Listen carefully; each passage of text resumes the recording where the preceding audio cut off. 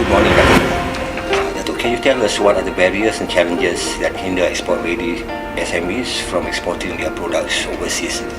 Okay, SME is the backbone of industry in Malaysia. Also, it plays a very important role in export.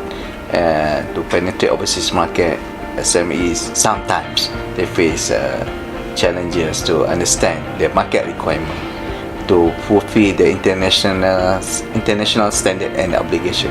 At the same time, also to get the right partner, the buyers, the importer who want to buy the products and services.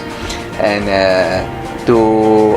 in order to overcome these barriers, I would say, so we in Matrade, we are doing the capacity building to help SME to understand the rules and regulation of the markets and the specification need by the client overseas, and to link them to the right buyers overseas through the Matrade International Sourcing Program. And we believe with this information and also direct link or introduction by Matrade to the SMEs, they can help them to understand the market better and can also mitigate perhaps the risk they may face when doing business overseas. And we know in general that SMEs is a small company and they have interest to expand the market beyond Malaysia, and Matrade with the overseas office, 46 overseas network, then certainly can be of their help to provide them with all the necessary market information. How does the formation of the ASEAN Economic Community, the AEC, and the ASEAN Strategic Action Plan for SME Development 2016-2025 assist Malaysian SMEs in cross-border trade? AEC is a good platform for the Malaysia and also for other members in ASEAN to expand their business. Inter-ASEAN trade is growing, and Malaysia benefiting from this inter-ASEAN trade, and our SME is also getting the direct benefits as well. And with the AEC, ASEAN Economic Community, with the 625 million people in ASEAN, and this ASEAN is the fastest growing market in this region, and I believe that this benefit can turn into the commercial benefit to them. So meaning that we want them to do more business through the cross-border business, because we in Malaysia, we are strategically located in ASEAN. We are bordering with Thailand, with Indonesia, with Philippines, with Brunei, and also it would cross the other side. We also is within 2 or 3 hours we can reach any other ASEAN capital by air. And to take into this strategic location of Malaysia in ASEAN and AEC, we Matrade next year we are organizing the cross-border international exhibition in Kelantan to bring our SMEs and also ASEAN SMEs together for them to establish direct networking, and certainly by the objective is to make sure that they can conclude some business deal. This exhibition is first time we are going to organize in Malaysia, and last year Thai is hosted this. This year Thai is hosted this exhibition in Songkla, but this year is our time to do it in Kelantan. But we are doing slightly bigger than what they are doing in Thailand, because we are bringing buyers from other ASEAN countries, 10 ASEAN countries, to meet our SMEs.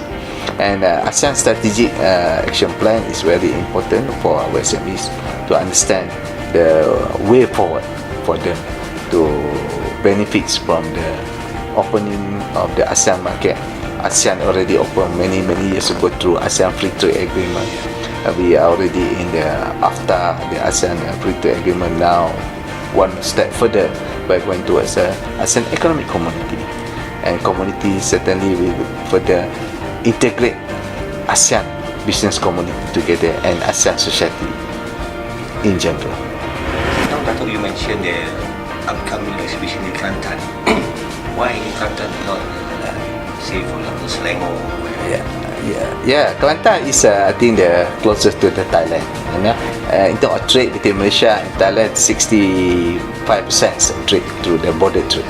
So I think the Kelantan is this year, next year is Kelantan perhaps, and some other years we may rotate to other states as well. So we start with the Kelantan first because a lot of activities now moving or going on between the state and also the southern Thailand. With this influx of cross-border trading among ASEAN countries, there are some countries like Indonesia, Thailand and Vietnam which produces similar goods with Malaysia but at a much cheaper cost because we have cheap labor. How can our SME compete with these countries? We can avoid the in terms of competition among the members of ASEAN countries as well as for other countries, other parts of the world. But we in Malaysia SMEs must understand that we in Malaysia we have our own brand. Their products must carry their own brand quality, delivery and understanding of the ecosystem in terms of exporting the product and services. In this case, Malaysia always at our advantage. We have the advantages because people understand that quality product, Malaysian companies always fulfill international standards. The way we are doing business with other countries also is different from others, and the rich of natural resources available in Malaysia plus with the entrepreneurship available to our SMEs, this can give advantages to us compared to our neighboring countries in ASEAN. Now with the present value of ringgit going down, is it the right time to go global? Well, to me, the time is right now for us to go global. The time is right to go for export.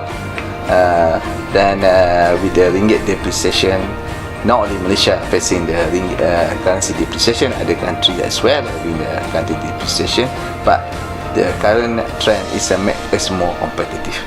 And I sincerely hope and I would like to urge our SME to continue to do the promotion, to participate in the program activities organized by Matrade, to push the product overseas and to look into overseas market as the market within the reach.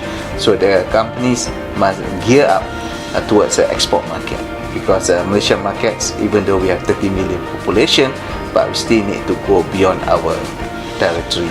So this is a time for everybody in the business sector and the business export community to look into the export markets. And the export market, if we are doing well, inshallah, if God willing, we can bring more benefits to our companies.